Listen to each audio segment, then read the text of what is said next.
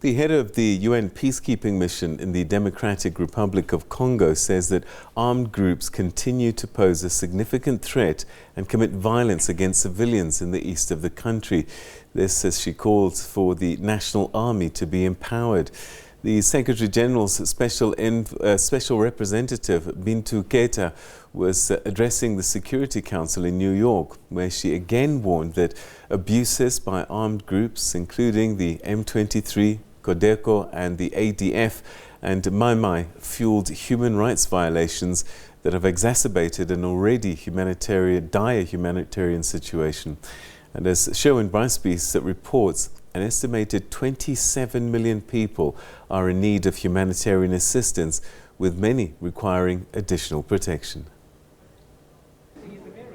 Persistent security challenges. This is how MONUSCO's head described the situation on the ground in the DRC's eastern regions, particularly Ituri, North Kivu and South Kivu, a hotbed of armed militias that continue to have a destabilizing impact. This insecurity fuels human rights violations and has exacerbated an already dire humanitarian situation. An estimated 27 million people are in need of humanitarian assistance, with many having protection needs. A clear indicator of the deteriorating situation is a surge in internal displacement since January 2022, which has brought the total number of displaced people to 5.5 million, the largest caseload in Africa. In this context, I strongly condemn attacks against humanitarian workers, which reached their highest level since the beginning of the year during the month of July, with 34 security incidents recorded. She indicated that MONUSCO remained fully mobilized to address insecurity created by criminal activities and armed groups, while working with the National Army, the FARDC, and the National Police on joint operations, in addition to regional initiatives by the East African Community. On 8 September, the government of DRC and the East African Community Secretariat signed the status of force agreement for their regional force to be deployed in Eastern DRC for an initial period of 6 months. As I speak, a contingent of the Burundian armed force has already deployed in South Kivu, while Operation Shuja, the joint operation between the FRDC and the Ugandan People Defense Forces, UPDF, against the ADF, is continuing in North Kivu and Ituri. I wish to stress the vital importance of effective coordination between all forces deployed on Congolese territory and MONUSCO to allow the mission to fully carry out its protection of civilians mandate. She cautioned that regional military initiatives had to go hand in hand with non-military measures, without which no lasting peace would be possible. Keita also urged the implementation of a roadmap under the mediation of Angola between Rwanda and the DRC that seeks to ease tensions between the two countries, particularly as it relates to the resurgence of the M23.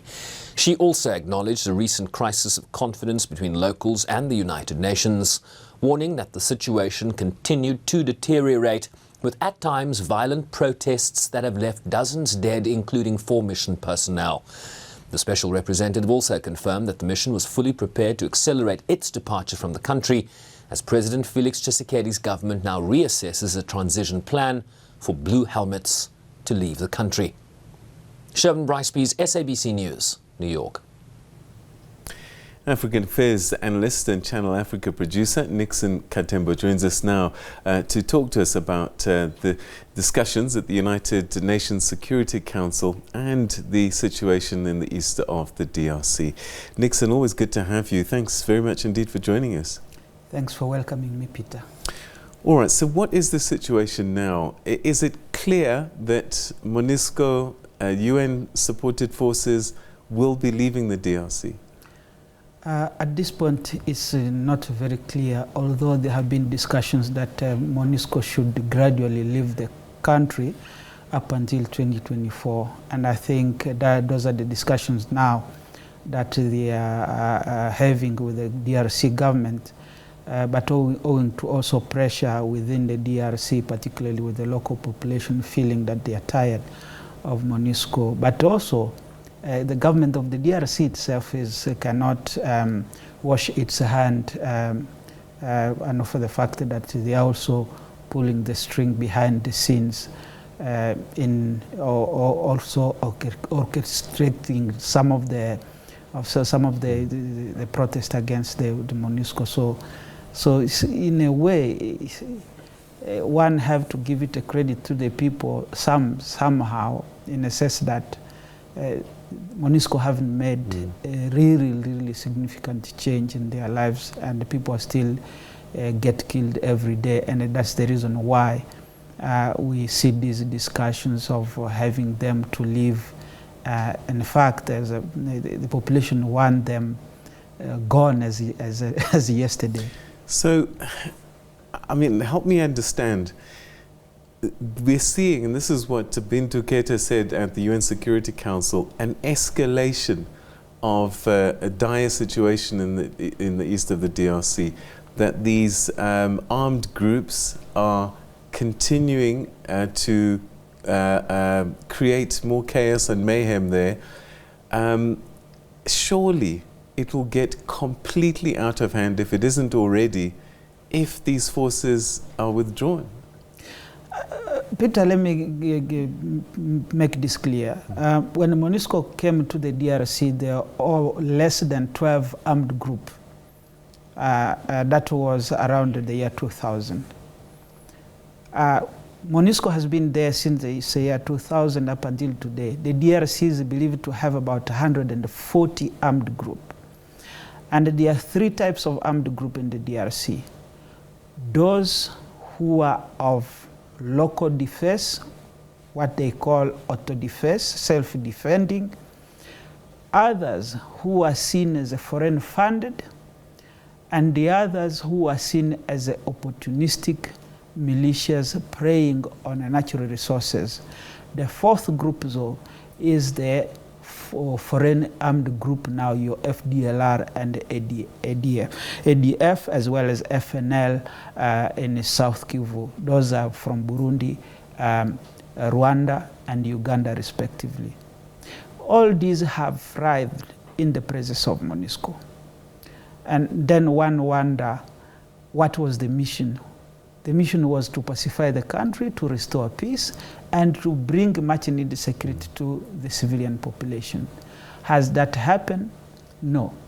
Just about a week ago, Secretary of the UN, Antonio Guterres, speaking to France 24, said that even a group like M23 have sophisticated more arms than MONUSCO, the peacekeeping itself. The question is, where do those armed groups get the finance, the armament, and even to the extent of having sophisticated arms more than the UN Peacekeeping Mission itself? And it begs the question to go back to the real issue of the DRC. The DRC faces multifaceted challenges. One is the issue of the natural resources, which have come to be a curse to the country. Everyone is eyeing for that resources. You would recall Uganda being, sanctioned for plundering the DRC. Rwanda have been accused of the same. Angola went in, Zimbabwe went in during those successive years of wars. The second is the lack of strategic leadership within the DRC. The lack of institutions of the state that seeks to function in aiding and running the government to serve the Congolese people themselves. The third aspect is the international community itself, namely the power that be in the West. The United States, France, Belgium, all of them having interest in the DRC owing to its natural resources, including China, by the way, and Russia of late. So the DRC become an area of contestation, and if these groups are coming in, it's because of those 3 or 4 critical issues that I point out that need to be looked at holistically to solve the issue of the DRC. It's not that the people of the DRC want to stay in perpetual war. Some of these wars are manufactured and brought to the people of the DRC, i.e. the invasion of Uganda and Rwanda in 1996, now the subsequent Rwanda's incursion in the DRC, and a justification that they are looking for the FDLR. If they don't change that they are looking for the FDLR, they are protecting Banyamulenge or ethnic Tutsis who have a Congolese descent. So you see the narrative keep on changing. But when you look at those who are even behind countries like Rwanda or Uganda, are even greater powers such as Britain, such as the United States, who are, by the way, are training the very same army of those neighboring countries to the DRC. Now, the DRC itself, as I said, the lack of strategic leadership. Look at the current president. You don't know what his foreign policy is. You don't know what his diplomatic achievement or even objective is.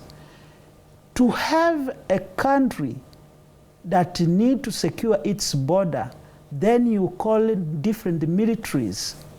East African Standby Force. So what you're saying is UN he doesn't have a plan.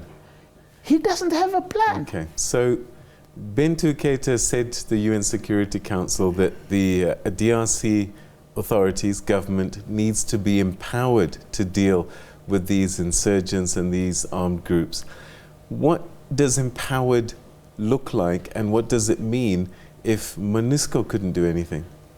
Peter, and to the sake of the viewers, empowerment should be sent at the UN corridors. Empowerment should have been done a long time ago by implementing the security sector reform that was recommended long ago, just after the Sun City talks. Part of it was to overhaul the DRC army, to build a Republican army with the assistance of MONUSCO. That was never done. It takes about 3 to 6 months to train a soldier. And if you want to train a professional soldier, it takes about a year or 2. MONUSCO is there for 20 years. What have they done? Even the DRC government itself, again, I go back to the issue of strategic leadership. If you lack patriotic leaders who have a vision for a country like the DRC, you are prone to incursion in a way that the DRC have been having those incursions from neighboring countries. Now, everyone else is upon himself in that country.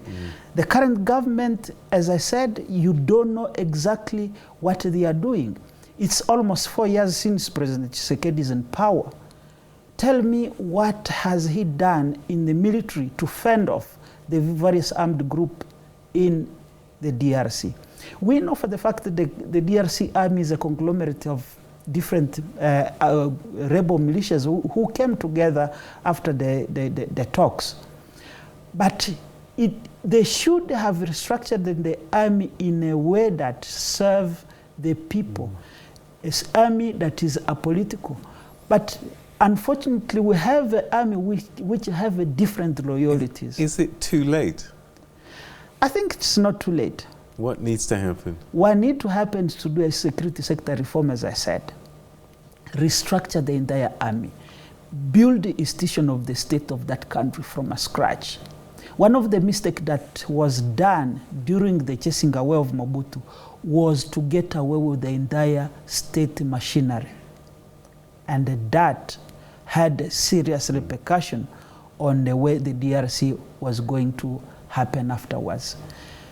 Mobutu had an entire army, although under his dictatorship, it was done away with. during Kabila's invasion with the assistance of Uganda and Rwanda. And of course, the United States behind all of this. I remember the ambassador then saying that it is done, finally over. This is the ambassador of the US saying that.